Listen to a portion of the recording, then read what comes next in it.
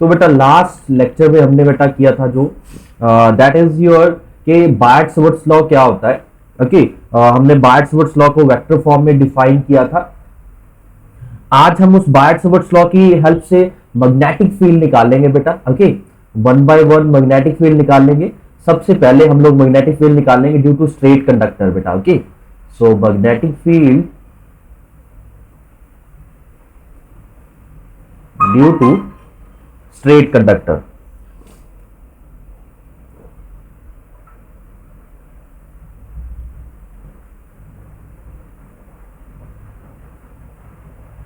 Straight current carrying conductor.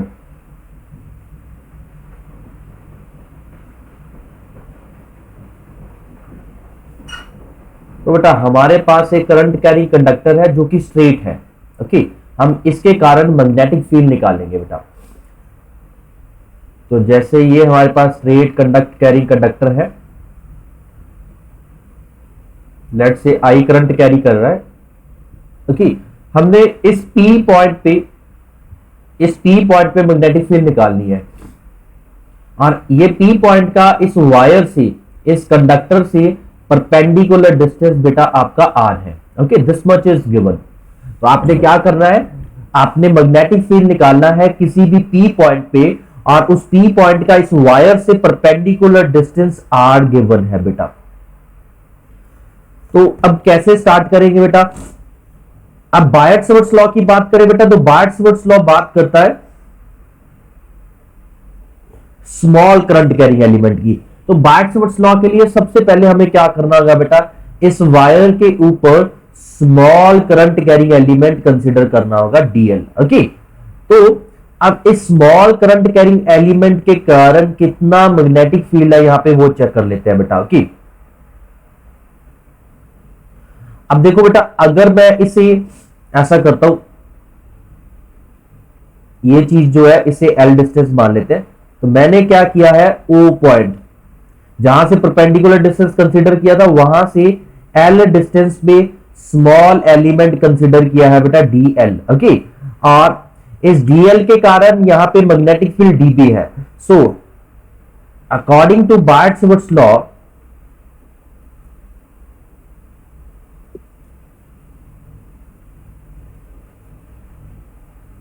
according to Biot-Savart's law, magnetic field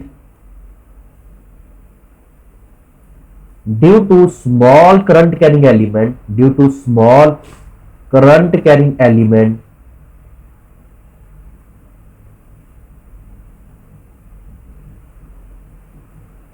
is given by dB is equals to mu naught by 4 pi I dl sin theta upon A square लिख लेते हैं बेटा। यहाँ पे are square नहीं लिखेंगे क्योंकि are ये डिस्टेंस है, तो इसे मैं ए बना लिख लेता हूं बेटा, तो ए स्क्वायर आ गया और ये वाला एंगल मैं थीटा मान लेता हूं तो ये वाला थीटा आ गया बेटा। ओके तो इस तरह से अब डीएल एलिमेंट बेटा आप कहीं पे भी कंसिडर कर सकते हो। अब देखिए सबसे पहले यहाँ पे इस डीएल के कारण यहाँ पे डीबी का डायरेक्शन क्या होगा बेटा, यहां पे डीबी का डायरेक्शन क्या होगा, इनवर्ड होगा कि नहीं होगा बेटा। ओके कल भी मैंने आपको बताया था ये ओके सिंबल के बारे में कि इसका मतलब होता है इनवर्ड होगी। सेम वे अगर मैं डीएल यहां पे कंसीडर कर लेता हूं बेटा तो इस डीएल के कारण भी देखोगे तो डीबी इनवर्ड ही रहेगा। तो इस मैग्नेटिक फील्ड की डायरेक्शन हमेशा क्या रह रही है बेटा, इनवर्ड रह रही है। मैग्नेटिक फील्ड की डायरेक्शन डिफरेंट डीएल के लिए मैग्नेटिक फील्ड की डायरेक्शन हमेशा क्या है बेटा, इनवर्ड है। डायरेक्शन का कोई प्रॉब्लम नहीं है यहाँ पे। तो जब बेटा देखो आप लोग एक तरह से ये कर सकते हो बेटा कि सारे डीबी को ऐड करके टोटल मैग्नेटिक फील्ड निकाल सकते हो, और इधर you can say for total magnetic field और net magnetic field at point P B that will be equal to integration of dB आ जाएगा बेटा। ओके यहां पे इंटीग्रेशन कर दिया। देखो बेटा magnetic field is a vector quantity, तो डायरेक्शन इसलिए पहले देखना जरूरी था क्योंकि वेक्टर क्वांटिटी को आप सीधा इंटीग्रेट नहीं कर सकते। वेक्टर क्वांटिटी में क्या होता है बेटा, एक्स कंपोनेंट्स को अलग से इंटीग्रेट करते हैं, वाई को अलग से और जेड को अलग से। ओके तो यहाँ पे डीबी जितने भी डीबी बनेंगे बेटा, जितने भी स्मॉल मैग्नेटिक फील्ड बनेगी स्मॉल करंट कैरिंग एलिमेंट्स के कारण, that will be always inward और perpendicular to the paper at point P. तो सीधा इसका मतलब क्या है, सबका कंपोनेंट जेड एक्सिस के अलॉन्ग ही होगा, तो जेड वाले ही होंगे सारे, तो सीधा इंटीग्रेट कर सकते हो। तो it means integration of mu naught by 4 pi I D L sine theta upon A square. तो अब बेटा इंटीग्रेशन रह गई इसकी, और कुछ नहीं है। अब इंटीग्रेशन में क्या करें बेटा, इसका इंटीग्रेशन में देखो बेटा mu naught by 4 pi and I constant है, बाहर चला जाएगा बेटा। डीएल आपका डीएल वेरिएबल है, थीटा अब देखो बेटा डीएल यहां पे है, तो थीटा भी आपका अकॉर्डिंगली वेरी करेगा कि नहीं करेगा बेटा, तो थीटा वेरी कर रहा है आपका बेटा। डीएल भी वेरिएबल है, थीटा भी वेरिएबल है, और ए भी, ये वाला डिस्टेंस भी आपका वेरी करेगा बेटा। यहां पे फिक्स्ड क्या है, आर फिक्स्ड है। ओके, तो हमें बेटा अब ऐसा करना होगा, यहां पे इन तीनों वेरिएबल्स को जो कि आपके है बेटा डीएल थीटा एंड ए, इनको किसी अनदर वेरिएबल की फॉर्म में लिखना होगा और आर की फॉर्म में लिखना होगा सबको। ओके, क्योंकि ऐसे सीधा इंटीग्रेट नहीं कर सकते इसे बेटा। ओके, तो यहां पे हमें इस एंगल को अगर मैं फाई बना लूं, इस एंगल को अगर मैं फाई बना लूं बेटा, तो सबसे पहली चीज आप यहां पे क्या लिख सकते हो कि theta plus phi will be always equals to 90 degree. So theta will be equals to 90 minus phi, or you can say sin theta will be equals to sin 90 minus phi is equals to cos phi. Okay, so बेटा पहली चीज आपने ये कर लिया यहां पे। Same way अगर मुझे डीएल को फाई और आर की फॉर्म में लिखना है, ये क्यों कन्वर्ट कर रहे हैं बेटा, इसे सीधा नहीं इंटीग्रेट किया जा सकता। यहां पे हमें क्या करना होगा, इन तीनों वेरिएबल्स को किसी चौथे वेरिएबल में रिप्लेस करना होगा। ओके, और आप आर को कंसीडर कर सकते हो क्योंकि आर कांस्टेंट है बीच में। अभी देखो बेटा अगर ए की बात करें, ए को अगर मैं आर और फाई की फॉर्म में लिखना चाहूं तो मैं क्या कर सकता हूं, मैं लिख सकता हूं यहां पे इस ट्रायंगल में, देखो बेटा ये मैं यहां पे दोबारा से इस पेज पे ट्रायंगल बना देता हूं आपके लिए, वो वाला, ये 90 डिग्री है, ये थीटा है, ये फाई है, this is A, this is R, this is L. Okay, so बेटा यहां पे देखिए cos phi will be equals to what, cos phi will be equals to हो जाएगा R by A. So A will be equals to क्या आ जाएगा यहां से बेटा, A will be equals to हो जाएगा R upon cos phi. Okay, or you can say is equals to r secant phi. So a की value को भी रिप्लेस कर दिया बेटा फाई की फॉर्म में, और साथ में r आ जाए बेटा, r कांस्टेंट है, कोई प्रॉब्लम नहीं है। अब l को करना है बेटा, तो tan फाई को क्या लिख सकते हैं बेटा, tan phi will be equals to l upon r। So l की वैल्यू यहां से क्या आ गई है, l इज इक्वल्स टू आ गया r tan फाई। अब बेटा मुझे l नहीं चाहिए, मुझे dl चाहिए, तो क्या करो, डिफरेंशिएट कर दो दोनों तरफ बेटा। तो dl by D phi will be equals to क्या होगा, आर टेन की डिफरेंशिएशन क्या होती है, सीकेंट स्क्वायर फाई, और इस डी फाई को अगर उस तरफ ले जाओगे तो डीएल क्या आ जाएगा, R secant square phi D phi. Okay, तो अब जो बेटा हमारी एक्सप्रेशन बनी थी, इस एक्सप्रेशन में ये वैल्यूज डाल देते हैं। ओके, सो फ्रॉम इक्वेशन 1 हमारे पास क्या आया था बेटा, b is equal to integration of mu naught by 4 pi I dl sine theta upon A square. अब इसमें म्यू नॉट बाय 4 पाई तो बेटा पहली बाहर लिख लेते हैं, आई भी बाहर लिख लेते हैं। इंटीग्रेशन में dl की वैल्यू क्या है बेटा, R secant square phi D phi. Okay, और साइन थीटा की कॉस फाई बन गया था बेटा वहां पे, अपॉन ए स्क्वायर मतलब R square secant square phi. चलो बेटा, तो अब ये तो कैंसिल आउट ही होगा आपका, एक आर कैंसिल आउट हो गया है। तो अब b इज इक्वल टू क्या हो गया बेटा, b इज इक्वल टू हो गया है mu naught by 4 pi I upon R. इस आर को भी बेटा बाहर लेके जा सकते हो इंटीग्रेशन के, क्योंकि ये वेरिएबल नहीं है बेटा, आपका कांस्टेंट है। ओके,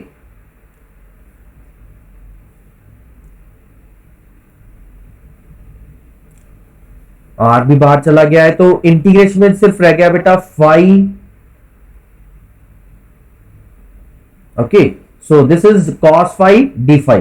तो अब इसकी इंटीग्रेशन करेंगे बेटा to find out total magnetic field at point P. तो तो अब हमें फाई की लिमिट्स निकालनी होगी। फाई की लिमिट्स क्या है बेटा, देखो फाई की लिमिट्स क्या होगी, देखो ये वाला वायर का वन एंड ये है, तो इस एंड के ऊपर अगर मैं पी पॉइंट जोड़ू तो let's say this angle is phi one, okay, और ऐसे ही इस एंड के ऊपर अगर मैं कनेक्ट करूं पी पॉइंट को तो let's say this is phi two, okay. तो अब क्या है बेटा, लिमिट्स क्या बन जाएगी, देखो बेटा दो तरफ जा रहे हैं, इस तरफ जा रहे हैं और इस तरफ जा रहे हैं, ओके। तो बिलो को नेगेटिव और अपवर्ड को पॉजिटिव मानेंगे एक तरफ डायरेक्शन को, तो -5 से +5 टू इंटीग्रेशन करेंगे। बहुत बच्चे गलती कर देते हैं यहाँ पे 5 से 5 इंटीग्रेशन कर देते हैं, बट क्या होगा बेटा -5 से +5 इंटीग्रेशन होगा।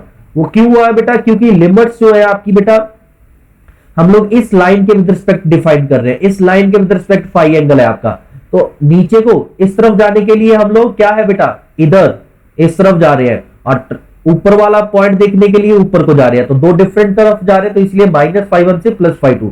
अब इंटीग्रेट करके रिजल्ट क्या बनेगा बेटा, mu naught by 4 pi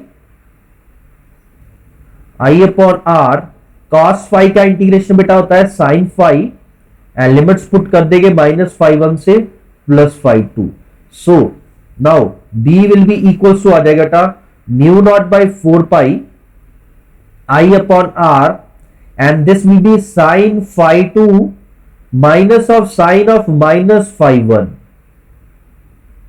okay. अब बेटा ट्रिग्नो में आपको एक चीज मालूम ही है कि जो साइन होता है उस वो क्या करता है, साइन के अनुसार अगर माइनस थीटा हो तो वो माइनस बाहर लिख लेते हैं बेटा हम लोग, ओके। तो इस माइनस को हम अगर बाहर लेके जाएंगे तो बेटा क्या माइनस माइनस क्या हो जाएगा प्लस, तो फाइनल रिजल्ट क्या बन जाएगा mu naught by 4 pi I upon R sine phi two plus sine phi one.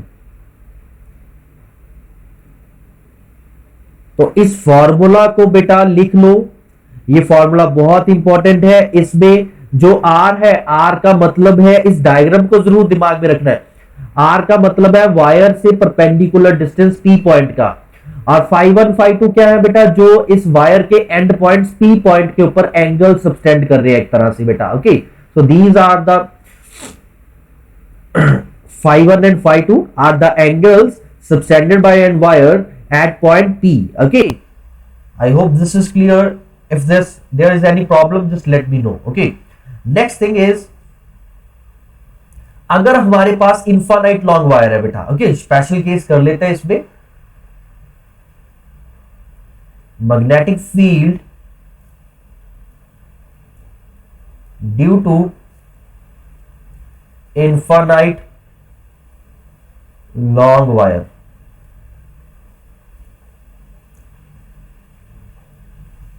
Infinite long wire के कारण मैग्नेटिक फील्ड कितना होगा बेटा, ओके। तो अब देखो बेटा अगर वायर आपकी इनफाइनाइट लॉन्ग है दोनों एंड्स पे, अगर बेटा इनफाइनाइट लॉन्ग का मतलब है बहुत वायर की लेंथ बहुत ज्यादा है, ओके बेटा, वायर की लेंथ क्या है बहुत ज्यादा है as compare to this R distance, तो ये पॉइंट P है बेटा। तो अभी देखो बेटा इसका मतलब क्या हो गया, दोनों ट्रायंगल्स जो ये राइट एंगल ट्रायंगल बन रहे हैं, इन दोनों ट्रायंगल्स में इसके परपेंडिकुलर्स क्या हो जाएंगे इनफाइनाइट हो जाएंगे बेटा, ये दोनों परपेंडिकुलर्स क्या हो जाएंगे इनफाइनाइट हो जाएंगे। तो जब ये परपेंडिकुलर्स इनफाइनाइट हो जाएंगे आपका phi 1 equals to phi 2 equals to pi by 2 हो जाएगा, ओके। यहां पे ये 90 डिग्री एंगल नहीं दिख रहा बेटा, वो क्यों, क्योंकि देखो बेटा जितना परपेंडिकुलर ये बड़ा होता जाएगा बेटा, ये इनफाइनाइट हो गया, ये इनफाइनाइट हो गया, जितना ये बड़ा होता जाएगा बेटा आपका एंगल बढ़ता जाएगा, एंड वी नो tan 90 कितना होता है बेटा, इन्फिनिटी होता है कि नहीं होता है, तो इसका मतलब 90 के लिए परपेंडिकुलर क्या हो जाना चाहिए इन्फिनिटी। तो इसीलिए इनफाइनाइट लॉन्ग वायर के लिए दोनों एंगल्स आपकी यहाँ पे फाई 2 यहाँ पे फाई 1, ओके, दोनों आपके क्या हो जाएंगे बेटा 90 डिग्री हो जाएंगे। तो हमारे पास ऑलरेडी जो एक्सप्रेशन बनी है B is equals to mu naught by 4 pi I upon R, इसमें इनकी वैल्यूज पुट कर देंगे बेटा, फाई 2 की वैल्यू भी पाई बाय 2 है और फाई 1 की वैल्यू भी पाई बाय 2 है, so sine pi by 2 plus sine pi by 2 2 हो जाएगा बेटा। So result is mu naught by 4 pi 2 I upon R. So infinite long wire के लिए ये फॉर्मूला काम करेगा बेटा आपका, okay. This is the first special case जो हम यहाँ पे कर रहे हैं बेटा, ओके। ये उसी डेरिवेशन को आगे कैरी कर रहा हूं मैं, उसमें हमने सिर्फ स्ट्रेट वायर कंसीडर की थी और फाइनाइट लेंथ बेटा। ओके, यहां पे मैंने क्या किया, इनफाइनाइट लॉन्ग वायर कंसीडर किया है। अभी एक केस और देखो इसमें बेटा, अगर आपका पॉइंट पी जो है बेटा वो वायर के एक एंड के सामने पड़ा हुआ इस तरह से बेटा, यहां पे है वायर और ये वायर इस तरफ इनफाइनाइट लॉन्ग है आपकी, तो अभी रिजल्ट क्या होगा आपका अब पी पॉइंट पे क्या होगा, तो देखो बेटा इस तरफ ये आपका फाई टू फिर से क्या हो जाएगा, फाई टू की वैल्यू इस केस में क्या हो जाएगी बेटा, फाई टू की वैल्यू क्या हो जाएगी पाई बाय टू, और फाई वन की वैल्यू क्या हो जाएगी बेटा जीरो, क्योंकि इधर देखो इस एंड पे कितना एंगल सब्सटेंड होगा यहाँ पे, ये फाई वन जो हो जाएगा यहाँ पे 0 डिग्री हो जाएगा बेटा। Okay, so magnetic field due to infinite long wire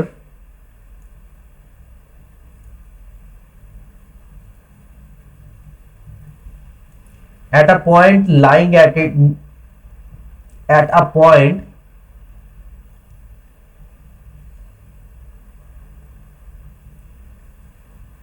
lying at one end of it, बेटा वायर के एक एंड के ऊपर पड़ा हुआ है पॉइंट, तो तब क्या होगा बेटा, so B will be equals to क्या आ जाएगा, B will be equals to आ जाएगा mu naught by 4 pi I upon R sine pi by 2 plus sine 0, तो रिजल्ट क्या बन गया बेटा यहाँ पे mu naught by 4 pi I upon R. Okay बेटा, सो ये रिजल्ट है आपका, अगर एक तरफ एंड पॉइंट है, फाई टू की वैल्यू भी यहाँ पे 90 हो जाएगी और फाई वन की वैल्यू 0 हो जाएगा बेटा। ओके, ये रिजल्ट्स मैं क्यों कंसिडर कर रहा हूं, कैसे कंसिडर कर रहा हूं, समझ आ रहे हैं बेटा ये।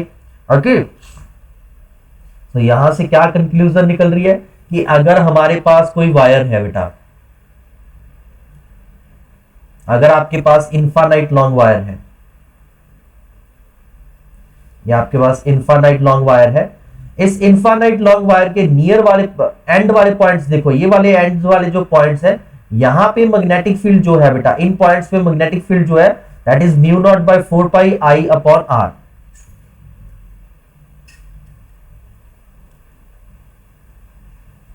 आई अपॉन आर, यहां पे भी मैग्नेटिक फील्ड कितना है, mu naught by 4 pi I upon R, और इन पॉइंट्स पे इन बिटवीन जितने भी पॉइंट्स होंगे, जब एंड पॉइंट की बात ना हो, बाकी जितने भी पॉइंट्स है बेटा, ये वाले सारे जितने भी पॉइंट्स हैं, इन पॉइंट्स पे मैग्नेटिक फील्ड कितना होगा, B is equals to mu naught by 4 pi 2 I by R, मतलब एंड पॉइंट्स का क्या होगा बेटा, हाफ डबल हो जाएगा। ओके, मिडल में, वायर के मिडल में कहीं पे भी।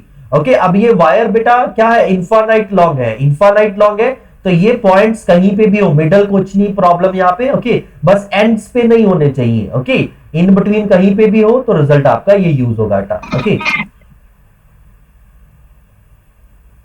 सो इस तरह से बेटा आपने मैग्नेटिक फील्ड निकाल लिया due to infinite long wire. Finite wire के लिए तो sine phi one phi two, तो उन्हें लेंथ डिफाइन करना होगा ना बेटा कि लेंथ कितना है वहां पे। ओके, तो ये आपके पास आ गया है magnetic field due to infinite long wire. इसमें करंट आई मूव फ्लो कर रहा है।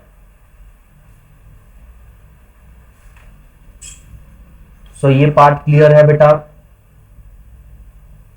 If there is any confusion just let me know. Okay, so ये आपका आ गया magnetic field due to infinite long wire. Okay, ये मैंने रिजल्ट्स को, सारे रिजल्ट्स को एक तरह से बेटा एक साथ लिख दिया यहाँ पे कि इनफाइनाइट लॉन्ग वायर के लिए एंड पॉइंट्स, ये आपके एंड पॉइंट्स है बेटा, यहाँ पे रिजल्ट ये होगा बेटा। ओके, एंड पॉइंट पे रिजल्ट ये वाला होगा आपका, हाफ होगा जितना आपने इन बिटवीन कहीं पे भी, एंड पॉइंट्स को छोड़ के कहीं पे भी पूछा हो इन बिटवीन, तो आपने ये वाला फॉर्मूला लगाना है यहाँ पे बेटा। ओके, और फाइनाइट के लिए तो मैंने बता ही दिया बेटा आपको, magnetic field due to finite wire,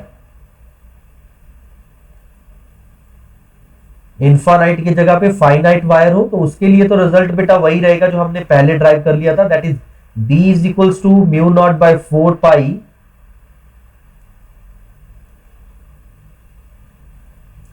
I upon R sine phi two plus sine phi one. यहां पे आप phi 1 phi 2 की वैल्यूज रिप्लेस कर सकते हो according to your given data.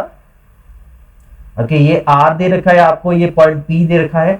अभी अगर ये ऊपर वाली लेंथ L1 है, नीचे वाली लेंथ L2 है, ओके, तो बेटा आप इसके अकॉर्डिंग अपना phi 1 phi 2 की वैल्यू निकाल सकते हैं यहाँ पे। बस ट्रिग्नो आना चाहिए बेटा आपको। ओके, इसका ज्यादा लंबा चौड़ा काम नहीं है। ये हाइपोटेनियस निकल आएगा, उसको यहाँ पे वैल्यूज को रिप्लेस कर सकते हो आप लोग। r अपॉन हाइपोटेनियस, इधर भी r अपॉन हाइपोटेनियस आ जाएगा बेटा। ओके, तो इसमें वैल्यूज डालनी है साइन phi 2 phi 1 की। इनफाइनाइट के लिए ये phi 1 phi 2 की वैल्यूज 90 डिग्री हो जाएंगी बेटा। तो इस तरह से हमने बायट-सवर्ट्स लॉ को यूज करके मैग्नेटिक फील्ड निकाला है due to infinite long wire और फाइनाइट वायर। ओके बेटा, अभी नेक्स्ट हम लोग जो करने वाले हैं that is your magnetic field due to circular loop. Magnetic field due to circular loop at its center. उसके सेंटर के ऊपर निकालनी है बेटा हमने मैग्नेटिक फील्ड। ओके, तो अब कैसे निकलेगी? तो सबसे पहले जैसे बेटा ये लूप है आपके पास, सर्कुलर लूप कंसीडर कर लेते हैं। ये पॉइंट O है आपके पास।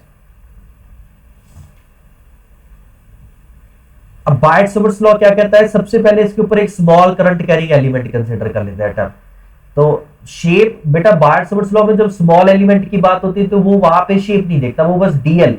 तो डीएल ये इतना स्मॉल है कि अप्रोक्सीमेटली एक पॉइंट है, ये पॉइंट साइज शेप है। ठीक है बेटा, तो यहां से ये डीएल से ये अगर मैं ओ पॉइंट से डिस्टेंस मानूंगा तो ये रेडियस बन जाएगा बेटा। ओके, ये आपका क्या बन जाएगा?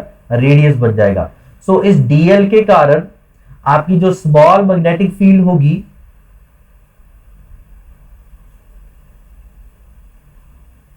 बेटा, यहां पे जो स्मॉल मैग्नेटिक फील्ड होगी आपकी वो कितना होगा?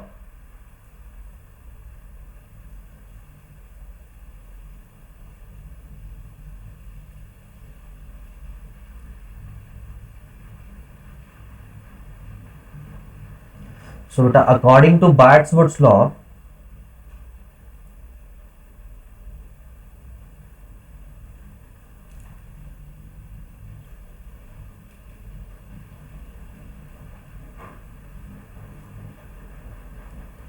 magnetic field due to small current carrying element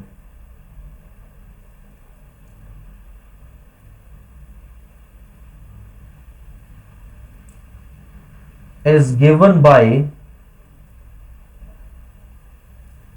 dB is equals to mu naught by 4 pi I dl sin theta upon are square. Okay, तो ये रिजल्ट था बेटा।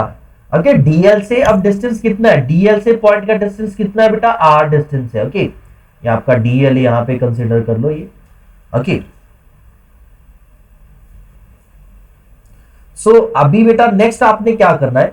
अभी डीएल आप कहीं पे भी फिर से टोटल इंटीग्रेशन करने से पहले हमें डायरेक्शन चेक करना होगा कि सारे किस डायरेक्शन के लॉन्ग है। तो आप डीएल इस वायर के ऊपर कहीं पे भी कंसीडर करोगे बेटा। ओके, लेट्स से करंट कुछ इस तरह से फ्लो कर रहा है आपका, तो अगर आप यहां पे डीएल कंसीडर कर रहे हो इस जगह पे, तो डीएल थंब मेरा इस तरह पॉइंट करेगा। ओके, और यहां से फिंगर्स क्या है बेटा? बाहर को आ रही है। ओके, यहां पे फिंगर्स मेरी क्या है बेटा? बाहर को आएंगी।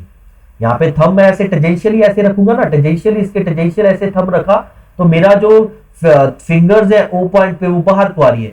सेम चीज अगर थंब मैं यहाँ पे इस तरफ टेंजेंशियल रखूंगा तो मेरी फिंगर्स यहां से भी राइट हैंड की बाहर को आ रही है। तो मैग्नेटिक फील्ड की डायरेक्शन हमेशा क्या रह रही है बेटा? आपकी सेम रह रही है। सो यहां पे भी सीधा नेट मैग्नेटिक फील्ड के लिए आप लोग क्या कर सकते हो? इंटीग्रेट कर सकते हो। Net magnetic field at point O B is equals to क्या आ जाएगा? इंटीग्रेशन ऑफ dB आ जाएगा। So integration of dB means integration of mu naught by 4 pi I dl by r square sine 90 आ जाएगा बेटा।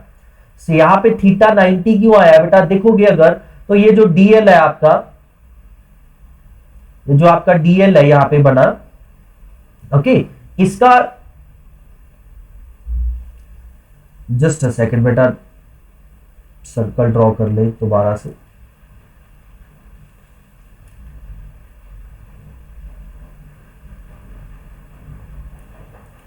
आप अगर यहां पे बेटा ये डीएल कंसिडर कर रहे हो, तो ये डीएल आप सबको मालूम ही है, डीएल जो टेंजेंशियली बनेगा यहां पे, वो क्या होगा, वो इस रेडियस के साथ हमेशा कितना एंगल बनाता है, 90 डिग्री बेटा। टेंजेंट जो होता है वो रेडियस के साथ कितना एंगल बनाता है, 90 डिग्री।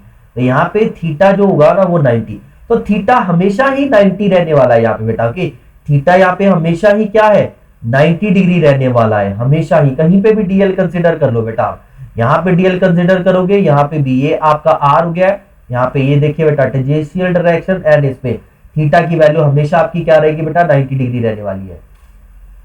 तो इसलिए साइन 90 बन गया यहाँ पे। सो बी इज इक्वल्स टू आ गया बेटा म्यू नॉट बाई 4 पाई और आई। और यहां पे एक चीज और है बेटा, जो आर डिस्टेंस है ये भी कांस्टेंट है, हमेशा ही आर रहने वाला है। डिस्टेंस आपका हमेशा ही क्या है, आर रहने वाला है। तो आर स्क्वायर भी बाहर रह जाते हैं बेटा, इंटीग्रेशन सिर्फ किसका रह जाएगा, डीएल का। डीएल का मतलब देखो बेटा, डीएल की लिमिट क्या हो जाएगी, 0 से लेके total circumference of wire, that is your 2 pi R. Okay, so इसका इंटीग्रेशन करने के बाद रिजल्ट क्या बन जाएगा, mu naught by 4 pi I upon are square. Dl का इंटीग्रेशन एल हो जाएगा और एल की लिमिट डाल देंगे 0 to 2 pi R. So result क्या बन गया यहाँ पे, B is equals to mu naught by 4 pi I upon are square into 2 pi R. Okay, और ये आर से आर कैंसिल आउट हो गया। इसे बेटा आप 2 पाई को भी कैंसिल आउट करके लिख सकते हो, बट मेरा याद रखने का आइडिया यही रहता है, mu naught by 4 pi I upon R into 2 pi, मैं इस तरह से याद रखता हूं, इसकी कटिंग नहीं करता मैं। ओके, मैं आपको आगे बताऊंगा कि मैं इसकी कटिंग यहां पे क्यों नहीं की, ऐसे याद रखने से क्या बेनिफिट होता है मेरा। आप कटिंग करके भी रख सकते हो, ऐसा कोई इशू नहीं है, क्योंकि आप इसकी कटिंग कर दोगे तो क्या रह जाएगा, 2 रह जाएगा, mu naught by 2 I upon R. इस तरह से भी दोनों रिजल्ट सही है बेटा। ओके, वहां पे मैंने कटिंग नहीं की थी 2 पाई एंड 4 पाई की, that's why I written like this. Okay, अभी देखो, तो ये मैग्नेटिक फील्ड कहां पे आया बेटा, उसके सेंटर पे आया है due to circular loop. Okay, so बेटा देखो एक चीज है कि आपका जो सर्कुलर लूप है ये सेंटर पे टोटल कितना एंगल सबटेंड कर रहा है, सर्कुलर लूप सेंटर पे कितना एंगल सबटेंड कर रहा है, 2 पाई रेडियन एंगल सबटेंड कर रहा है, 2 पाई रेडियन एंगल सबटेंड कर रहा है। तो इसका मतलब मैग्नेटिक फील्ड सेंटर पे क्या है, बी और नॉट ओ पॉइंट पे कितना आया, mu naught by 4 pi I upon R into 2 pi, इस तरह से।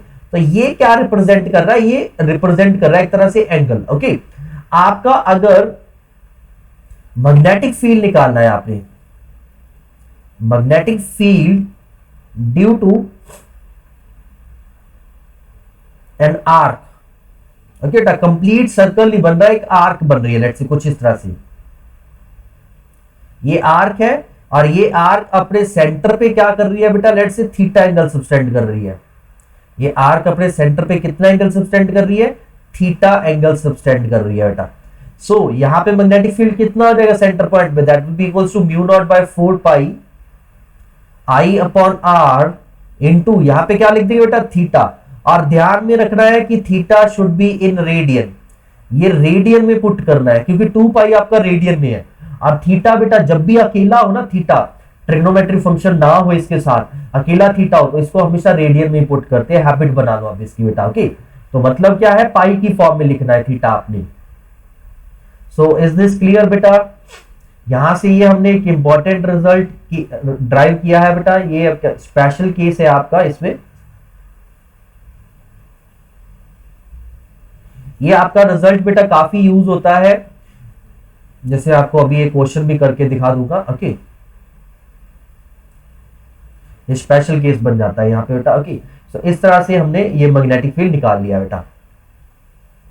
ओके, अगर आपसे एक चीज और कोई पूछे कि magnetic field on the axis of wire कितना होगा, मैग्नेटिक फील्ड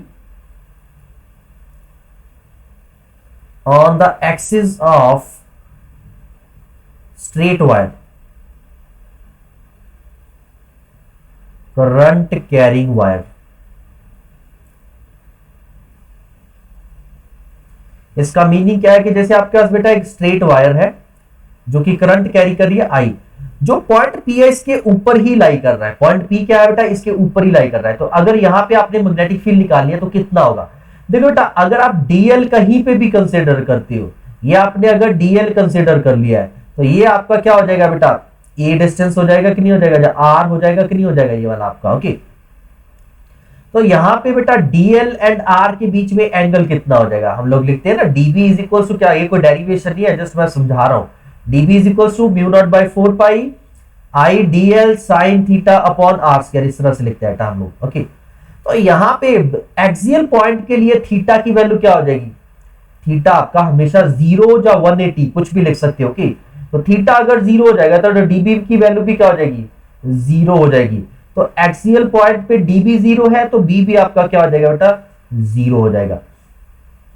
तो कभी भी आपका पॉइंट वायर के एक्सिस के ऊपर लाई कर रहा है बेटा, उसकी एक्सिस के ऊपर लाई कर रहा है, तो इस वायर के कारण मैग्नेटिक फील्ड यहां पे क्या होगा बेटा? 0 होगा। ओके,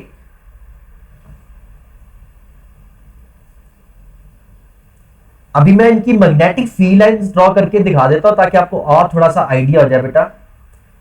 मैग्नेटिक फील्ड लाइंस आपने ये 10th में कर रखी है बेटा, ये मैग्नेटिक फील्ड लाइंस। ओके, तो ये मैग्नेटिक फील्ड लाइंस सबसे पहले अगर स्ट्रेट कंडक्टर की बात करोगे बेटा,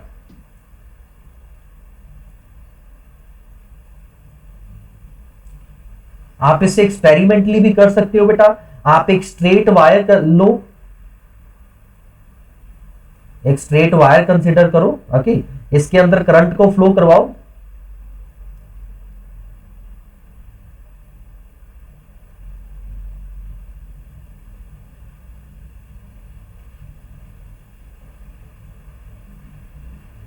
एक स्ट्रेट वायर कंसीडर करो, इसके अंदर करंट अगर फ्लो करेगा बेटा आपका, okay, let's say I current flow कर रहा है इसके अंदर। ओके, तो अगर यहां पे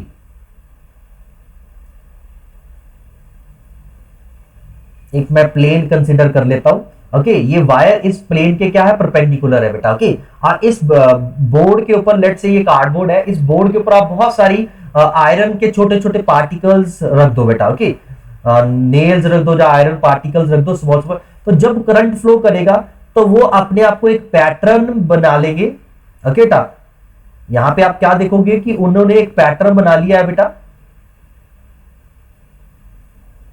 तो पैटर्न जो होगा यहाँ पे इसके अराउंड ऐसे सर्कल सा दिखने लग जाएगा बेटा, ऐसे सर्कल से दिखने लग जाएंगे। तो इसका मतलब क्या है? किसी भी current carrying, straight current carrying element के अराउंड जो मैग्नेटिक फील्ड लाइंस है वो क्या है बेटा? सर्कुलर शेप में होती है। ओके, सर्कुलर, यहां पे क्या बनेंगे बेटा? सर्कुलर बनेंगी। ओके, सेम अगर आप बेटा सेकंड है सर्कुलर लूप के कारण कंसीडर करना चाहते हो, सर्कुलर लूप, तो ये भी आप ऐसे ही बेटा एक प्लेन कंसीडर कर लो।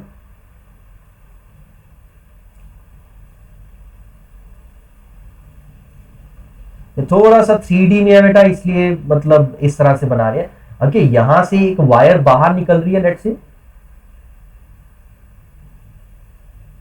सर्कुलर वायर ऐसे बाहर निकल रही है, यहां पे एंटर कर रही है। ओके, यहां से इसके नीचे से फिर निकल के यहां पे मतलब कुछ इस तरह से। ओके, 3D में इमेजिन कर लो बेटा, ये वायर कुछ इस तरह से है।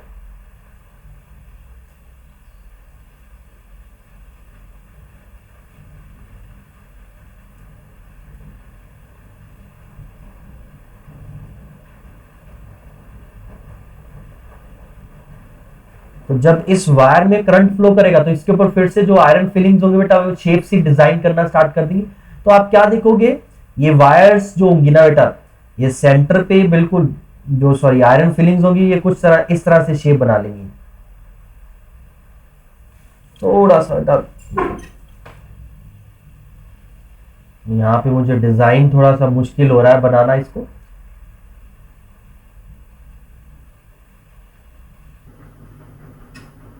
तो ये बेटा मेरा जो मैंने ये व्यू बनाया हो ना, एक तरह से लेट से सर्कुलर वायर है जिसमें करंट आई फ्लो कर रहा है, और ये मैंने रेड जो है ये परपेंडिकुलर टू बोर्ड है आपका एक तरह से, ओके। इसके ऊपर आपने आयरन फिलिंग्स रखी हो, जैसे ही इसमें करंट फ्लो करेगा तो ये आयरन फिलिंग्स अपनी शेप चेंज करना स्टार्ट कर देंगी, या अपने आप को कुछ पर्टिकुलर पैटर्न में अलाइन करना स्टार्ट कर देंगी। तो वो जो पैटर्न देखोगे ना, फाइनली वो पैटर्न कुछ इस तरह से बन जाएगा, ओके। यहाँ पे ये स्ट्रेट सी बन जाएंगी लाइन, ओके। फिर यहाँ पे ये कर्व्ड, थोड़ा सा कर्व्ड, ओके। आई होप आप ये चीज इमेजिन कर पा रहे हो, यहाँ पे ये चीज इस तरह से हो जाएगी, ओके। तो ये शेप कुछ इस तरह से बन जाती है। आगे भी ऑब्वियसली बात है, अगर आगे स्ट्रेंड करोगे तो ये इस तरह से प्रॉपर सर्कुलर बन जाएगा, ओके। ये अप्रोक्सीमेटली सेंटर पे आते आते क्या हो जाता है बेटा, ये अप्रोक्सीमेटली सेंटर पे सीधी सीधी लाइन बन जाती है, ओके। और इधर कर्व्ड होंगी, ओके। अभी हमने सेंटर पे निकाली थी मैग्नेटिक फील्ड, इधर और इधर कभी पूछा नहीं जाता है, बट ये मैग्नेटिक फील्ड लाइंस है due to circular loop, okay. ये मैग्नेटिक फील्ड लाइन है due to straight conductor, straight conductor के अलाउंड क्या है, सर्कल बन रही है बेटा, ओके। ये जो रेड है बेटा, रेड से बनाया मैंने, ये रेड आपका एक प्लेन है जो इस बोर्ड के परपेंडिकुलर है, ओके। और जो स्ट्रेट वायर है जहां ये सर्कुलर लूप है, इस प्लेन में लाई कर रहे हैं, बोर्ड के प्लेन में लाई कर रहे हैं। तो ये फील्ड लाइन 3D में है यहाँ पे बेटा, 3D इफेक्ट थोड़ा सा इमेजिन करिए आप, ओके। सो इस तरह से ये फील्ड लाइंस ड्रॉ होती हैं आपकी बेटा, इनके कारण ये आपने 10th में भी ड्रॉ की होंगी, दोनों फील्ड लाइंस आपने 10th में ड्रॉ की होंगी आपने, ओके। सो इसमें कोई कंफ्यूजन है तो पूछ सकते हो बेटा आप लोग, ओके बेटा। सो अभी नेक्स्ट कर लेते हैं, अगर मुझे मैग्नेटिक फील्ड निकालना है, magnetic field due to current carrying circular loop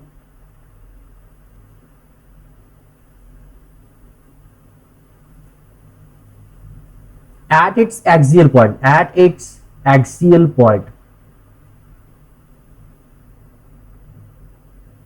तो अभी हमने करंट कैरिंग सर्कुलर लूप के कारण उसके सेंटर पे मैग्नेटिक फील्ड निकाला था, ओके। बट अगर मैं बात करूं उसके एक्सियल पॉइंट की तो क्या होगा बेटा, थोड़ा सा अपना इमेजिनेशन को इंप्रूव करना है यहां पे, आपने जितना अच्छे से इमेजिन कर पाओगे उतना आपके लिए बेटर होगा। तो यहां पे मैं 3D बना रहा हूं पहले तो, क्योंकि आपका जो लूप है बेटा वो एक x, let's say x z plane में पड़ा हुआ है, ओके। यहां पे है लूप आपका, वो ये आपका लूप है जो एक्स जेड प्लेन में पड़ा हुआ है, और इसके अंदर करंट फ्लो कर रहा है आपका बेटा, ओके।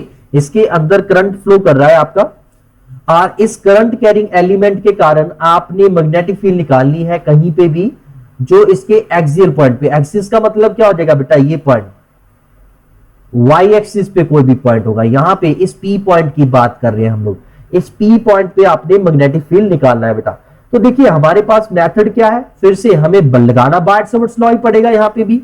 तो जब हम बायट-सवर्ट्स लॉ इंप्लीमेंट करेंगे यहां पे, सो क्या होगा, बायट-सवर्ट्स लॉ क्या कहता है, सबसे पहले आपको यहां पे स्मॉल dl एलिमेंट कंसिडर करना होगा बेटा। तो इस स्मॉल dl के कारण इस P पॉइंट पे मैग्नेटिक फील्ड कितना होगा वो चेक कर लेते हैं बेटा, ओके। ये आपका लेट से P पॉइंट है। सो फिर again according to Biot Savart's law,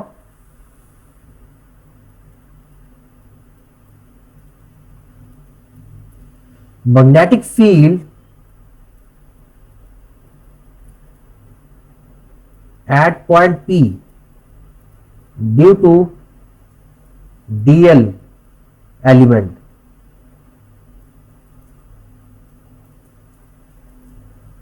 dB is equals to mu naught by 4 pi I dl sin theta upon r square। अब r का मतलब क्या हो जाएगा बेटा, ये आपका डिस्टेंस r हो जाएगा। r का मतलब होता है dl का डिस्टेंस पॉइंट P से बेटा, ओके। और यहां पे ये थीटा एंगल हो जाएगा आपका, ये एंगल थीटा हो जाएगा, और ये थीटा एंगल हमेशा 90 डिग्री रहेगा बेटा। यहाँ पे थीटा जो है ये 90 डिग्री रहने वाला है, वो क्यों, क्योंकि बेटा ये जो है आपका ये एक्स जेड प्लेन में लूप जो है ये आपका एक्स जेड प्लेन में लाई कर रहा है। तो एक्स जेड प्लेन का जो लूप है बेटा, इस लूप के सर्कमफ्रेंस का एंगल हमेशा इस लाइन के साथ हमेशा 90 डिग्री रहेगा बेटा, ओके। अगर आप यहां पे भी टेंजेंट ड्रॉ करोगे इस पॉइंट पे, इस जगह पे ये टेंजेंट ड्रॉ करोगे तो ये टेंजेंट आपका जेड एक्सिस के अलॉन्ग आ जाएगा बेटा।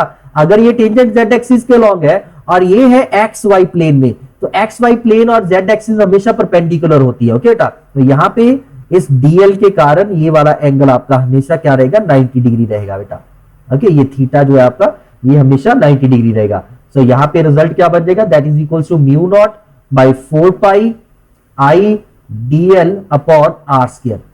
और बेटा अगर आपका ये डिस्टेंस, ये वाला डिस्टेंस आपका, आप y कंसिडर कर लो, x कंसिडर कर लो, आपकी इच्छा है। Okay, let's say y consider कर लेते हैं, y एक्सिस पे, और इस रिंग का रेडियस a है, तो r का वैल्यू क्या हो जाएगा बेटा, r का वैल्यू हो जाएगा, यहां से r का वैल्यू क्या हो जाएगा, r will be equal to आ जाएगा under root of a square plus r square. Okay, आप एक तरह से कोन की स्लॉट हाइट देख लो बेटा, कोन की स्लॉट हाइट, ये बेस का रेडियस है, ये हाइट है कोन की, तो ये स्लॉट हाइट ये आ जाएगी, तो आर स्क्वायर करोगे तो यहां पे क्या आ जाएगा, A square plus are square. Okay बेटा, तो ये स्मॉल मैग्नेटिक फील्ड आ गया है। अभी स्मॉल मैग्नेटिक फील्ड का अगर मुझे डायरेक्शन निकालना है, अब बेटा बच्चे आप लोग इलेक्ट्रिक फील्ड और मैग्नेटिक फील्ड में यहां पे क्या है, कंफ्यूजन क्रिएट कर लेते हो। अब इलेक्ट्रिक फील्ड में क्या होता था, जिस चार्ज को हम पॉइंट पी से लाइन ज्वाइन कर रही थी उसी लाइन के अलॉन्ग आपका इलेक्ट्रिक फील्ड होता था। बट यहां पे मैग्नेटिक फील्ड जो है बेटा, ये डीएल के और इस आर के परपेंडिकुलर होगा बेटा। डीएल जो है यहां पे अगर मैं टेंजेंट ड्रॉ करूंगा एक्स एक्सिस के ऊपर, अगर मैं टेंजेंट ड्रॉ करूंगा तो वो जेड एक्सिस के अलॉन्ग होगा, ये जेड एक्सिस के अलॉन्ग है, ये एक्स वाई प्लेन में है। तो ऑब्वियस सी बात है इन दोनों का नॉर्मल आपका एक्स वाई प्लेन में ही लाई करेगा और इस आर के परपेंडिकुलर, और आर के परपेंडिकुलर किस तरफ आ जाएगा बेटा, इस तरफ आ जाएगा, तो ये आपका डीबी हो जाएगा। अब ये गलती होती है बच्चों से बेटा मेनली यहां पे। ओके, और यहां पे अगर मैं एक्स एक्सिस, ये मैंने एक्स एक्सिस ड्रॉ कर लिया अगर, ओके, तो अगर ये एंगल थीटा है बेटा, लेट्स से ये एंगल मेरा फाई है अगर, तो ये एंगल भी मेरा क्या हो जाएगा, ये एंगल भी मेरा क्या हो जाएगा, फाई हो जाएगा बेटा। ओके, ये डिफरेंस है थोड़ा सा, यहां पे डीबी ऊपर को बनता है, वहां पे डीई सीधा ऐसे चला जाता था, क्योंकि इलेक्ट्रिक फील्ड की direction is along the line joining the charge and the point, whereas magnetic field की डायरेक्शन होती है perpendicular to current carrying element and the line joining the current carrying element to the point. तो इन दोनों के perpendicular dB होगा, ये dB x Y plane में होगा। ओके बेटा, सो इस डीबी के दो कंपोनेंट्स बन गए, यहां पे रिजॉल्व किया तो इस डीबी के दो कंपोनेंट्स बन गए, इधर आ गया है डीबी साइन फाई और इधर आ गया है डीबी कॉस फाई। ओके बेटा, तो ये दो कंपोनेंट्स बन गए। मैंने यहां पे कंपोनेंट्स में क्यों ब्रेक किया है बेटा, क्योंकि यहां पे अगर मैं डीएल नेगेटिव एक्स एक्सिस पे यहां पे रखूंगा डीएल, तो आप देखोगे बेटा इस पी पॉइंट के ऊपर जो डीबी की डायरेक्शन है वो इस तरफ आ जाएगी आपकी। ओके, डीबी की डायरेक्शन इस तरफ आ जाएगी, तो वेक्टर क्वांटिटी है, वेक्टर क्वांटिटी में बेटा डायरेक्शन चेंज हो रही है, तो हमें एक्स वाला कंपोनेंट अलग से इंटीग्रेट करना होगा, वाई वाला अलग से इंटीग्रेट करना होगा। ओके, अभी जिन बच्चों ने और भी सीखना है, अगर मैं यहां पे डीएल और डीएल कंसीडर करूं तो क्या होगा बेटा, इनके लिए एक कंपोनेंट जेड एक्सिस के अलॉन्ग बनेगा, एक कंपोनेंट वाई एक्सिस के अलॉन्ग बनेगा। तो आपके बेटा यहां पे जेड एंड एक्स वाले कंपोनेंट्स, क्योंकि ये एंगल भी फाई हो जाएगा, सिमेट्रिक बन रही है दोनों तरफ, ये एंगल भी आपका फाई हो जाएगा बेटा, इधर आ जाएगा डीबी कॉस फाई एंड इधर आ जाएगा d b sine phi. So from here you can simply, देखो बेटा सीधा इंटीग्रेट नहीं करना है, पहले रिजॉल्व करना है, और ये रिजॉल्व करके हमें सिर्फ क्या है, सिर्फ दो पार्ट्स को, डीएल एक यहां पे एक्स एक्सिस में कंसीडर किया है, एक डीएल यहां पे नेगेटिव एक्स एक्सिस पे कंसीडर किया है, और भी ऐसे डीएल कहीं पे भी कंसीडर कर सकते हो, यहां पे जेड एक्सिस पे भी, यहां जेड एक्सिस पे भी कंसीडर कर सकते हो, नेगेटिव जेड एक्सिस पे भी कंसीडर कर सकते हो, यहां पे इनफाइनाइट पॉइंट्स बन जाएंगे इस लूप के सर्कमफ्रेंस पे जहां पे आप डीएल कंसीडर कर सकते हो। तो हर एक की डायरेक्शन डिफरेंट होगी बेटा डीबी की, तो इसीलिए मैंने इन दोनों को रिजॉल्व किया। अब यहां से एक चीज क्लियर हो रही है कि y कंपोनेंट्स एड अप हो रहे हैं, x कंपोनेंट्स और z कंपोनेंट्स कैंसिल आउट हो रहे हैं। z वाले मैंने यहां पे दिखाए नहीं, सिमिलरली z वाले कब आएंगे, जब z एक्सिस और नेगेटिव z एक्सिस पे पॉइंट कंसीडर करोगे तो वो भी कैंसिल आउट हो जाएंगे। सो अगर आप बात करोगे यहां पे magnetic field along x and z axis, get cancelled out. Okay ना, ये कैंसल आउट हो जाएगी। सो नेट मैग्नेटिक फील्ड क्या हो जाएगा? Net magnetic field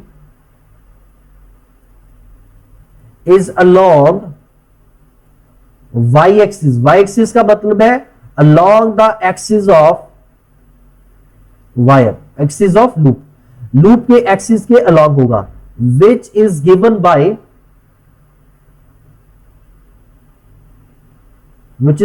bye b is equal to integration of क्या हो जाएगा? D b sine five. ये मैंने तब भी बताया था, बच्चे सोचते हैं सर दो ही डीबी साइन फाइव, तो 2 टाइम्स डीबी साइन फाइव लिख देते हैं यहां पे। बेटा ये दो इसलिए क्योंकि दो ही करंट कैरिंग एलिमेंट है, डीएल। यहां पे इतने डीएल कंसीडर कर सकते हो इन्फानाइट, तो इन्फानाइट डीएल का मतलब सीधा इंटीग्रेट कर दो बेटा। अब इनकी वैल्यूज डाल देते हैं। सो डीबी की वैल्यू क्या थी? Mu naught by 4 pi I D l upon A square plus are square, ये बना था बेटा। और साइन फाइव, इस ट्रायंगल से बेटा अगर मैं साइन फाइव की वैल्यू निकालना चाहूं, इस ट्रायंगल से sine phi perpendicular A upon hypotenuse, A by R आ जाएगा बेटा। यहां पे क्या आ जाएगा? ए अपॉन आर, और आर की वैल्यू फिर से under root of A square plus are square.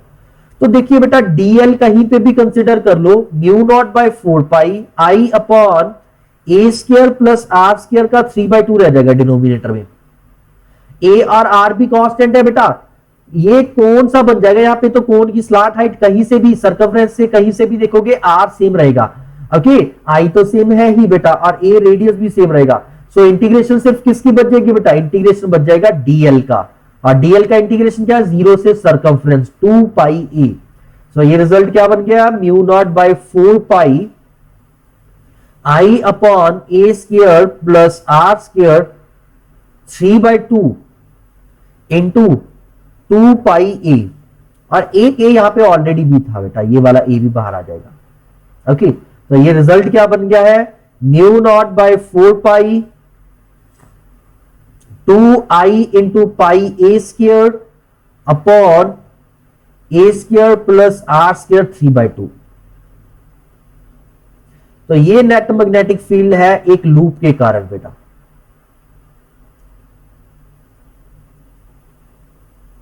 Okay बेटा, तो आपका जो लूप था उसके कारण ये हमने क्या है? मैग्नेटिक फील्ड निकाली। जैसे ये आपका लूप था, ओके, तो इसकी एक्सिस के ऊपर, इसकी एक्सिस के ऊपर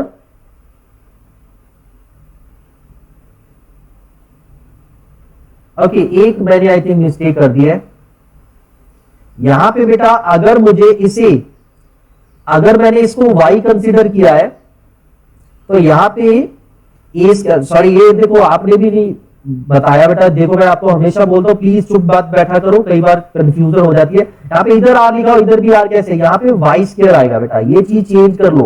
ओके, यहाँ पे वाई स्क्वायर आएगा बेटा। ओके, यहाँ पे भी आर की जगह वाई स्क्वायर आएगा, वाई स्क्वायर आएगा। ओके, फिर यहां पे भी वाई स्क्वायर बच जाएगा हर जगह पे।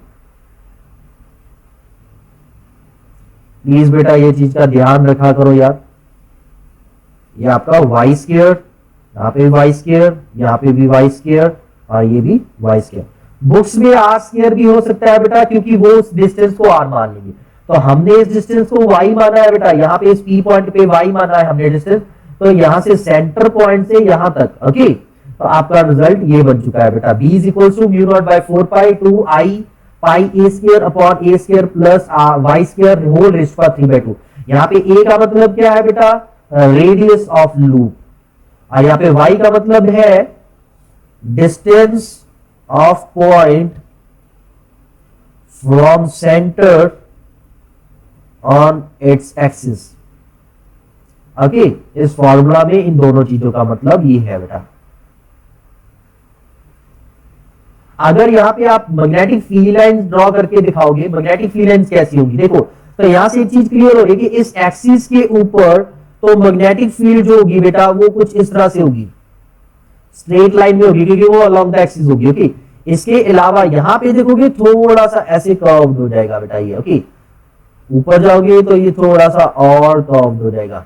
यहां पे ये इस तरह से थोड़ा सा 3D में इमेजिन कर लेना। ये चीज मैं आपकी बना के भी आया हूं,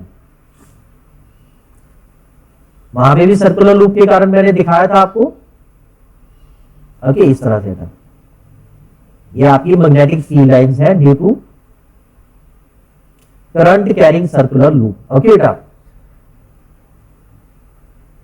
अब इस फॉर्मूला को अगर आपने चेक करना है, जो ये फॉर्मूला बना है, b is equal to mu naught by 4 pi 2 i pi a square upon A square plus y square raise to power 3/2। अगर इसमें बेटा मैं y की वैल्यू 0 पुट कर दूं, मतलब y की वैल्यू 0 पुट करने का मतलब बेटा y ये डिस्टेंस था, y 0 कहां पे होगा? सेंटर पे, एट सेंटर। तो जब आपने एट सेंटर की बात की, इसमें y की वैल्यू 0 पुट करो तो क्या आंसर आ गया? Mu naught by 4 pi 2 i pi a square upon A cube, और ये कैंसिल आउट होके नीचे a, तो ये रिजल्ट बन गया mu naught by 4 pi I into 2 pi upon ए का मतलब रेडियस। और यही रिजल्ट इससे पहले हम डायरेक्टली भी निकाल चुके हैं at centre. Okay, same result ऐसे क्लियर हो रहा है कि ये वाला फॉर्मूला भी करेक्ट ड्राइव किया है आपने बेटा। ओके, सो आज के लिए इतना ही है, बाकी नेक्स्ट क्लास में ड्राइव करते हैं, नेक्स्ट क्लास में करते हैं इसके बाद। Okay, and if you face any problem while doing this, any question related to this thing, just let me know. Okay, next class में इसके क्वेश्चंस भी डिस्कस करेंगे हम लोग, R प्लस इसके आगे भी सिलेबस करेंगे। ओके बेटा।